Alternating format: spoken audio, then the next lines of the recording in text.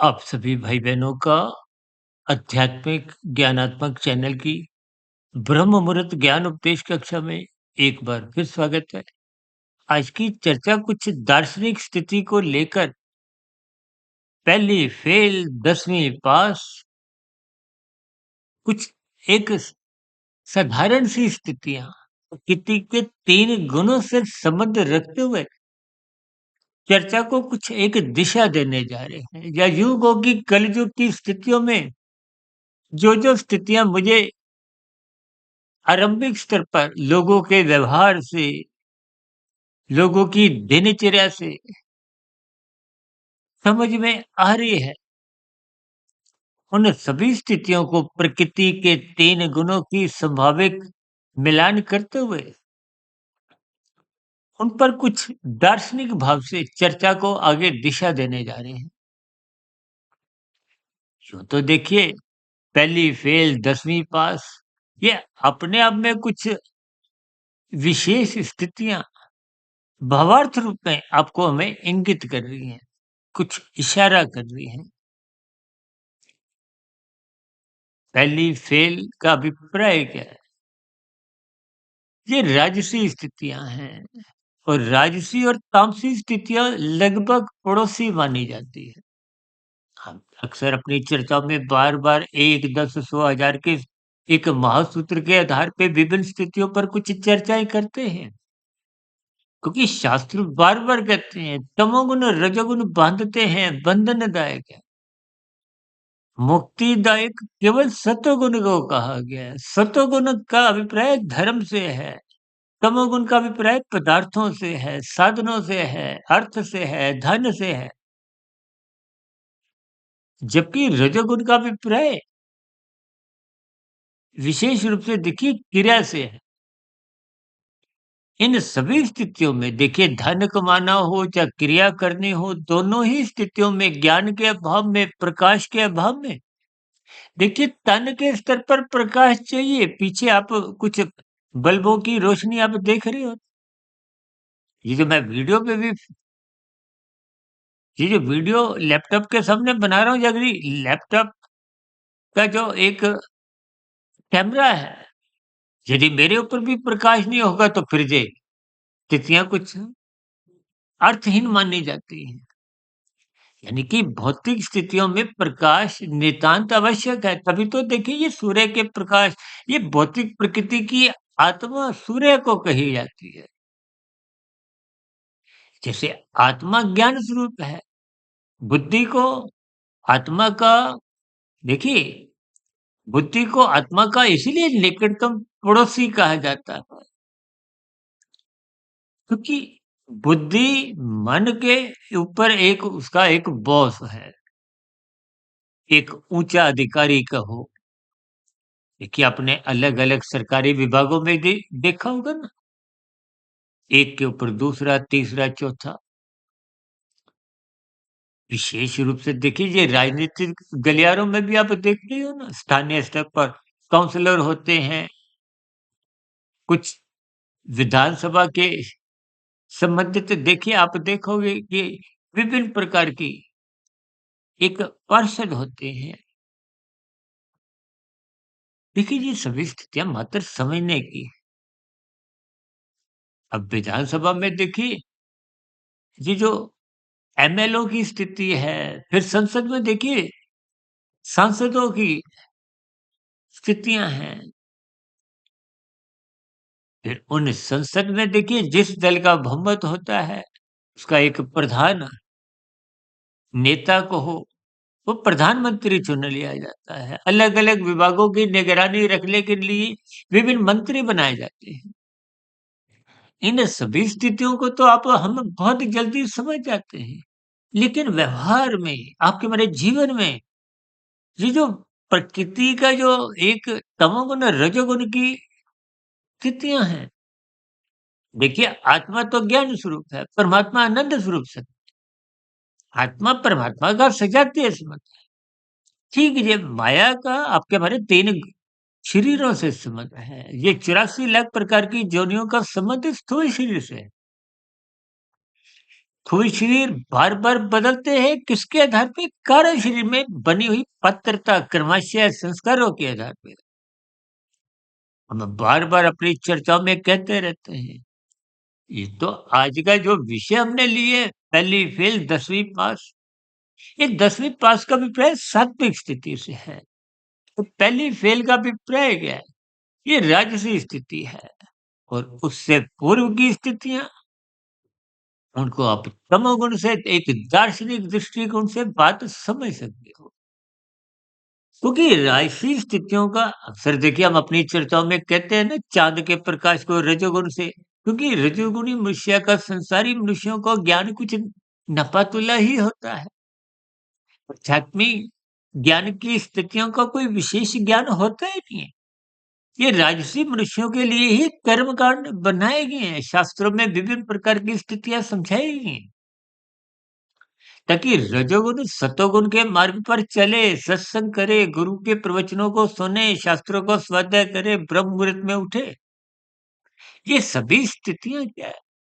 ताकि उसमें सात्विक स्थिति मजबूत हो।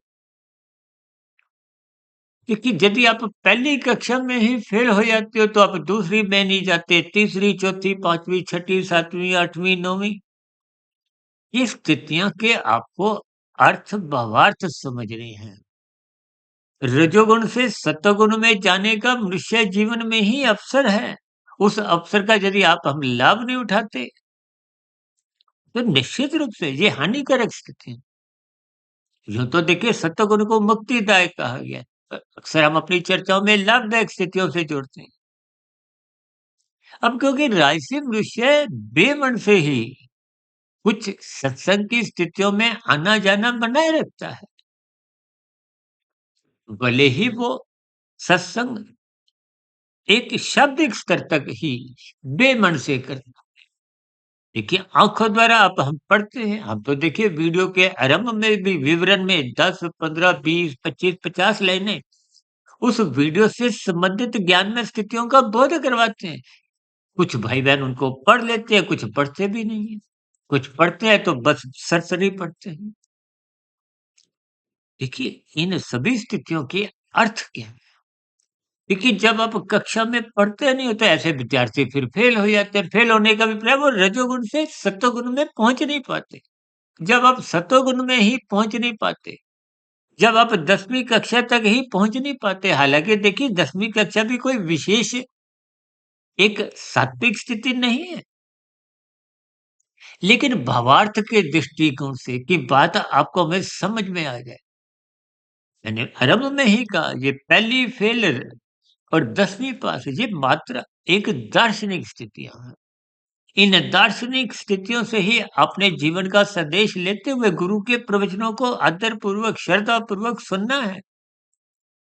क्योंकि जब तक आप श्रद्धा पूर्वक निरंतर सत्संग नहीं करते तो ये देखिए आंखों के स्तर पर, कानों के स्तर पर आप सत्संग की स्थितियां, ज्ञान में स्थितियां सुनते हो, आंखों के स्तर पर पढ़ते भी हैं। यदि मन बुद्धि के स्तर पर आपका हमारा चिंतन नहीं होता, मन बुद्धि जुड़े नहीं होते, तो स्थितियां कोई विशेष आपके हमारे जीवन में निखार ला नहीं पाती, सुधार ला नहीं पाती। इसका अभिप्राय क्या है कि सतोगुण में एक मजबूत स्थिति बनती नहीं है। जब सतोगुण की स्थिति मजबूत नहीं होती तो फिर वो साधना का अवसर, जो कर्म योग, ज्ञान योग, भक्ति योग की स्थितियाँ आपके हमारे जीवन में एक अवसर रूप में आती है, उनका आप हम लाभ नहीं उठाते, जिसके फलस्वरूप आध्यात्मिक उन्नति के दरवाजे खुलते ही नहीं। देखिए, खिलाड़ी भी जब खेल खेलता है, तो वो मिले हुए अवसर का लाभ उठाता है, तभी तो वो मैच जीतने की स्थिति में पहुँच पाता है। और यदि आप अवसर का लाभ नहीं उठाते, सत्संग नहीं करते, गुरु के प्रवचनों को सुनते नहीं, शास्त्रों को स्वाध्याय करते नहीं, ब्रह्म मुहूर्त में उठने की कोई जिज्ञासा नहीं है, तो ये सभी स्थितियाँ आपके हमारे जीवन को बहुत ही संकुचित दायरे में रखती है। या यूँ कहो कि आपके हमारी जो एक पहली फेल वाली ही स्थितियाँ निरंतर बढ़ते दम तक बनी रहती है। हम दूसरी, तीसरी, चौथी, 5वीं कक्षा में पहुँच नहीं पाते। देखिए, जब तक आप 10वीं कक्षा में नहीं जाते, 10वीं के बाद 11वीं 12वीं कक्षा पास नहीं करते, यानी कि सतोगुण में जाना, उसमें मजबूती लाना, 11वीं-12वीं कक्षा पास करना, तभी तो कॉलेज में दाखिला होता है, ऊँचे संस्थानों में पढ़ाई आरंभ होती है। जब ऊँचे स्थानों पर संस्थानों पर आपकी पढ़ाई होती है, तभी तो आपको अच्छे वेतन का पैकेज मिलता है। देखिए, स्थितियों को आप जितना-जितना क्रमबद्ध तरीके से समझोगे, तो प्रकृति के 3 गुणों का भी ज्ञान होगा, सत्संग भी श्रद्धापूर्वक आरंभ हो जाएगा, गुरु के प्रवचनों को सुनने की एक भीतर से उत्सुकता होगी, उमंग होगी, ब्रह्म मुहूर्त में उठने की एक जिज्ञासा बनी रहेगी। ये सभी स्थितियाँ मिल-जुल कर ही आपकी हमारी सात्विक स्थिति मजबूत करती है। सात्विक स्थिति मजबूत होने पे ही कर्म योग, ज्ञान योग, भक्ति योग की स्थिति है। क्योंकि योग ही साधना है। योग का अभिप्राय आत्मा परमात्मा की सुमुखता से है। परमात्मा आनंद स्वरूप सत्ता है, आत्मा मात्र ज्ञान स्वरूप सत्ता है। और यदि आप आत्मस्थित नहीं होते, तब तक तो फिर देखिए साधना करने की भीतर से कुछ इच्छा जागृत ही नहीं होती। और तामसी मनुष्य तो देखिए,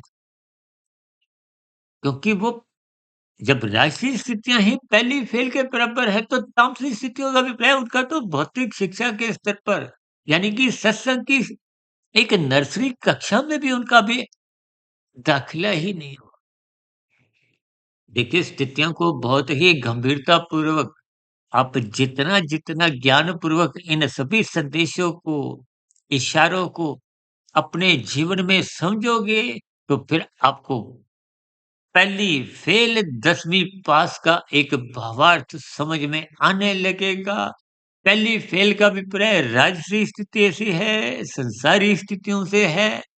ये आध्यात्मिक स्तर की कुछ कक्षाएँ हैं, जो मात्र आपको कुछ इशारा करती हैं, ताकि आप और हम जाग जाएँ, ब्रह्म मुहूर्त में उठें, अपने जीवन को व्यवस्थित करें, अनुशासित करें।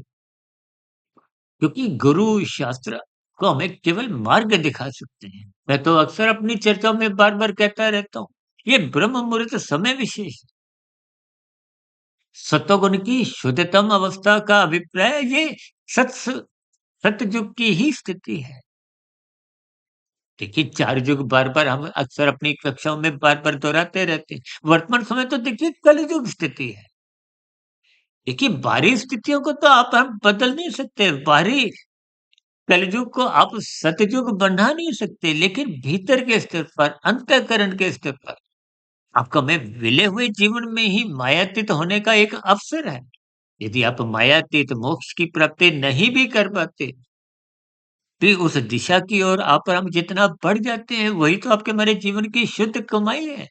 इसलिए हम बार-बार कहते हैं, कार्यशील को जितना शुभ संस्कार बना सकते हो, बनाते जाओ। यानी कि साधना करते हुए आप जितनी आध्यात्मिक उन्नति के आप दरवाजे खोल लेते हो, वो आपके हमारे जीवन की शुद्ध कमाई है। साधना आरंभ होने के कारण ही आपको में मरने के बाद पुनः मनुष्य योनि एक सुनिश्चित बनी रहती है। अभी कुछ दिन पहले ही हमने एक सुनिश्चित जीत के ऊपर भी एक चर्चा रखी थी। देखिए, परमात्मा की प्रेरणा से, गुरुओं के आशीर्वाद से ब्रह्म मुहूर्त समय विशेष में हम जैसा-जैसा कुछ वीडियो का नाम रखते हैं, उस रखे गए नाम के अंतर्गत ही शास्त्रों की सैद्धांतिक बातों को आधार में लेते हुए कुछ चर्चा को एक दिशा देते हैं कि बात आपको में समझ में आई। देखिए, बात समझ में आने से ही आपके हमारे जीवन में सकारात्मक परिवर्तन आपके हमारे दिनचर्या अनुशासित होती है। क्योंकि मनुष्य योनि में ही रजोगुण से सतोगुण में जाने का एक विशेष अवसर है। और सतोगुण से विशुद्ध सतोगुण के मार्ग पर साधना करने की स्थिति हमें बनानी है।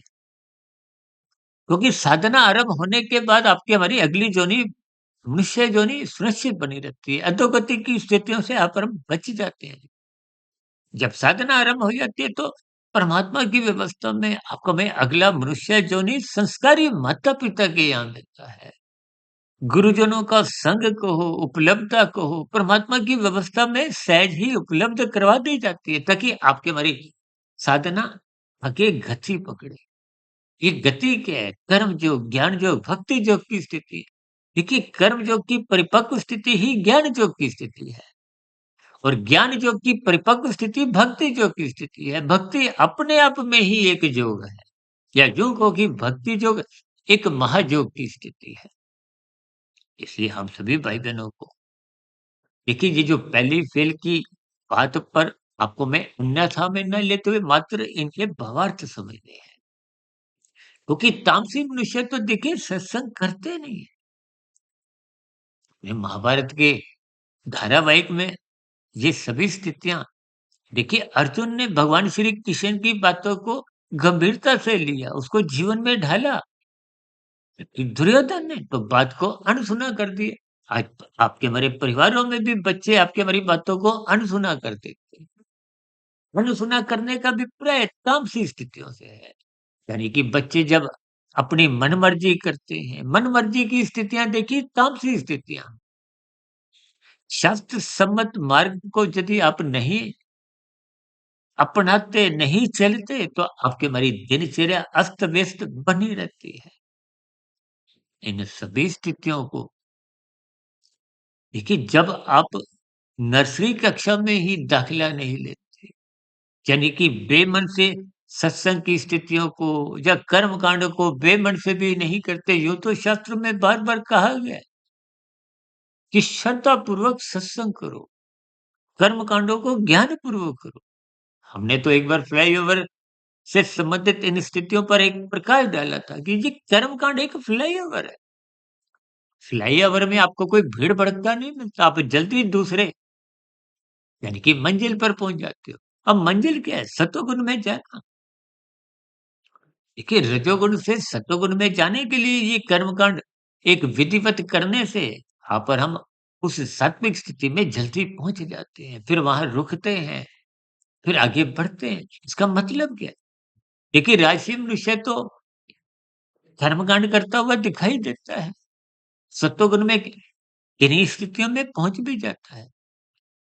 देखिए, अभी कुछ रोज पहले ही तो अभी नवरात्रों की स्थितियाँ समाप्त हुई। ये हर 6 महीने बाद जो नवरात्रों की स्थितियाँ आती हैं, यूँ तो इनका संबंध देखिए गर्मी-सर्दी की ऋतुओं के परिवर्तन से भी है, बुराई पर अच्छाई की जीत से भी है और भी देखिए कई स्थितियाँ इन सभी स्थितियों को आप जितना-जितना ज्ञानपूर्वक समझते जाओगे, उतना-उतना इन सभी स्थितियों को आप अपने जीवन में अपनाते हुए इन सभी स्थितियों एक विशेष स्तर पर सकारात्मक भाव से या यूँ कहो कि एक सफलता की स्थितियाँ, एक जीवन की सार्थक स्थिति कि हमारे जीवन में बनती दिखाई देगी। और यदि इन सभी स्थितियों को आप और हम ज्ञानपूर्वक समझते नहीं, तो स्थितियों में कोई विशेष सुधार हो नहीं पाता। इसलिए मेरी आप सभी भाई-बहनों से विनती है कि इन सात्विक स्थितियों को गंभीरतापूर्वक लेते हुए यही मैंने देखिए ये भौतिक स्तर पर राजसी और सात्विक स्थितियों को राजसी स्थितियों को पहली फेल और सात्विक स्थितियों को एक देखिए एक 10वीं कक्षा से जो जोड़ा है, इनके एक गहरे अर्थ हैं। क्योंकि भगवान श्री कृष्ण जी ने गीता में यहाँ तक कहा है कि अच्छे-अच्छे बुद्धिमान मनुष्य भी कर्मफल सिद्धांत की बारीकियों को समझ नहीं पाते। जब सात्विक मनुष्य ही यानी कि 10वीं पास होने पे भी आपको भी कोई भौतिक ज्ञान की कोई विशेष उपलब्धता हासिल नहीं होती। तो सफेद दृष्टिकोण से पहली से 10वीं बहुत ऊँची कक्षा है। इसका अभिप्राय क्या है कि जब कर्मफल सिद्धांत की सूक्ष्म स्थितियाँ ही सात्विक मनुष्यों को समझ नहीं आती या उनकी बुद्धि चकरा जाती है, तो राजसी मनुष्यों का ज्ञान कुछ धुंधला होता है। धुंध में अधिक दूरी का नज़र नहीं आता। जो कर्म आज आप कर रहे हो, भविष्य में उनके क्या परिणाम आएँगे? देखिए, दुर्योधन ने अनसुनी बातों का करने का अभिप्राय उनके जो भविष्य में एक महाभारत युद्ध का रूप लिया, उसमें क्या-क्या स्थितियाँ बनी आप हम भली-भाँति जानते हैं। इन सभी स्थितियों को आप जितना गंभीरतापूर्वक अपने जीवन में इन पर चिंतन करोगे, तो ये शास्त्रीय बातें समझ में आने लगेगी। यूँ तो देखिए आपकी आत्मा, मेरी आत्मा ये ज्ञान स्वरूप है, चेतन सत्ता है। ये जो हम कभी-कभी कहते हैं ना, हमारी तो 3100 से अधिक वीडियो पिछले 6 वर्षों से हमने प्रसारित किए, इनमें भी कोई नया ज्ञान नहीं है। वेद, शास्त्र, उपनिषद, पुराण, गीता, इनमें भी कोई नया ज्ञान नहीं। देखिए, ये सभी ज्ञानमय स्थितियाँ आपके भीतर पहले से ही है, भले ही आत्मा को अल्पज्ञ कहा गया है। यानी कि वो ये सभी ज्ञानमय स्थितियाँ पहले ही बोध है। लेकिन माया के कारण, माया के तमोगुण, रजोगुण की स्थितियों के कारण या भोग विषयों की आसक्ति के कारण ये आपका हमारा ज्ञान कमज़ोर हो गया है। यानी कि आपकी जो एक ज्ञानमय स्थितियाँ हैं, वो परमात्मा से कमज़ोर होने के कारण ही विमुख हो जाती हैं। इसलिए तो आपके हमारे जीवन में आनंदमय स्थितियाँ बन नहीं पाती। परमात्मा एकमात्र आनंद स्वरूप सत्ता है, इसलिए परमात्मा को सच्चिदानंद कहा जाता है। आत्मा को तो सत्यचित कहा जाता है। जबकि माया जिसको पकड़ने के लिए मनुष्य कानून का भी उल्लंघन कर जाता है। शस्त्र विरुद्ध भी पाप कर्म करता हुआ थकता नहीं है। वो माया तो जड़ है, जड़ का अभिप्राय कोई भी ऐसा सुख जो माया के हैं, वो देर सवेर दुःख में बदलते हैं। चाहे देखिए कोई प्रधानमंत्री हो, राष्ट्रपति हो, बड़े से बड़ा उद्योगपति हो, खेल जगत का नामी-गिनामी खिलाड़ी हो, फ़िल्मी जगत का सुपरस्टार भी हो। कभी देखिए ये भौतिक जगत के जितने भी सुख हैं, ये अल्पकालिक हैं, तन के स्तर पर आते हैं।